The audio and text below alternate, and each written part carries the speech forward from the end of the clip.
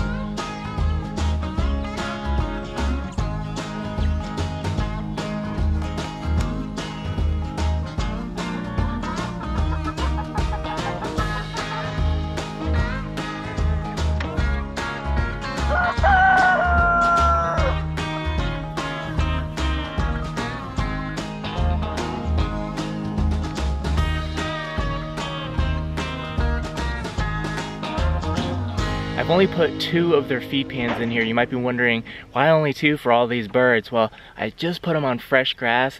Most of them, let's see if we can take a look. They went to their feed bowls initially to get the good stuff out, our kitchen scraps, but most of them aren't really that interested in the grains that are left. Most of them are picking around the grass, eating the grass, and looking for fresh bugs.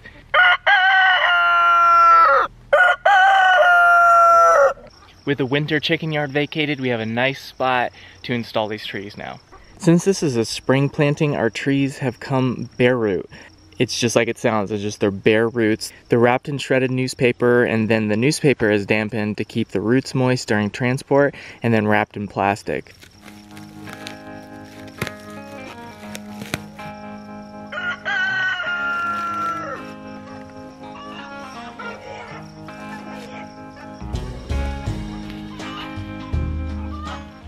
We got 4 bare root plants and then 2 that came potted. Let me tell you about these. Our first one is a Liberty apple, and it's on an M26 rootstock. For those of you not familiar with the different types of rootstocks, this apple cultivar was grafted onto an M26 rootstock. That's what this has been designated as, and that is a dwarf rootstock. In this case, we get a smaller than full-size tree, but we're going to produce the type of apple that we're looking for here. This spot right here is called the graft union. This is where the scion wood, which is what is going to grow the apples, gets grafted to the rootstock, that joint right there. The next one is a Belmac apple. This is also on an M26 rootstock, and the The Belknap is similar to a Macintosh apple, but it is a much hardier tree. I first learned about the Belknap apple tree from watching Permaculture Orchard. Stefan, the proprietor from Miracle Farm, which is featured in that film, really likes the Belknap apple. It's from eastern Canada, which is a more humid environment than we have here, but our climate otherwise, as far as temperature goes, is fairly similar, so I'm hoping that this does well here. Sadly on my Belknap, the terminal bud was snapped during transportation. These guys right here are blueberries. They are already starting to bud out, so it's imperative we get these guys in the ground soon. And our little potted trees right here are pawpaws. I've tried growing pawpaws once before and it did not go well. I got 3 pawpaw trees. They were about 5 feet tall. I got them shipped to me in the mail and I put them in pots to get them started in the spring of 2014, and nary a one of them ever budded. They were just all dead. Seeing how that these two already came to me alive, I feel like I have a little leg up this time. This one is just budded out its first little leaf right here.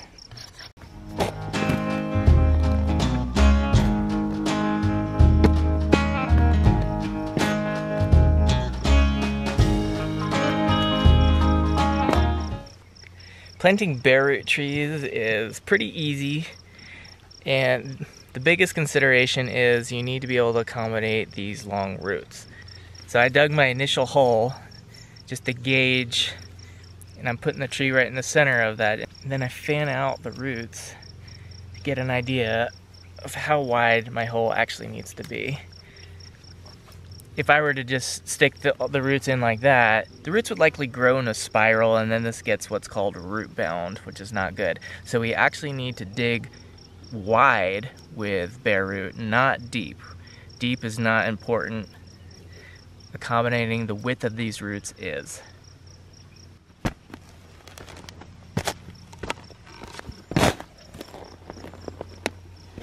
I don't need to make the round hole bigger. I just need to make a channel to accommodate those roots. Got this one. We'll need to make one there. There.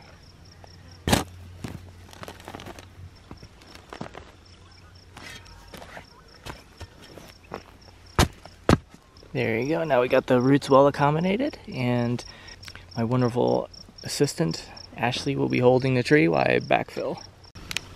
Ideally, we would have a mycorrhizal fungi inoculant to dip the roots in, and that helps the tree exchange its exudates with the microbial life in the soil to better absorb and uptake nutrients.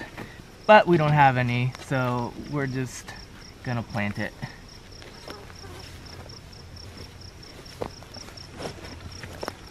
Should we get some mulch for it? Yes, we're gonna water and mulch. Little buddy here has our Belknap, and you can see the root pattern in this one was quite different. Yes, much longer, so it required more root channels and longer ones at that. And this pot broke. Yes, that was the terminal bud. That's the main one that comes out the middle. That broke off. That's not good. No. With our trees in the ground, now would be the time to add any soil amendments if we needed to do that. We're not going to be adding any, so I'm going to skip right ahead to mulching.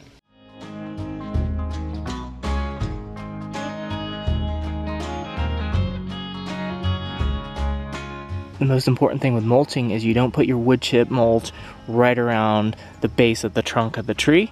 The moisture from the wood chips against the trunk, it'll cause fungal growth and rotting.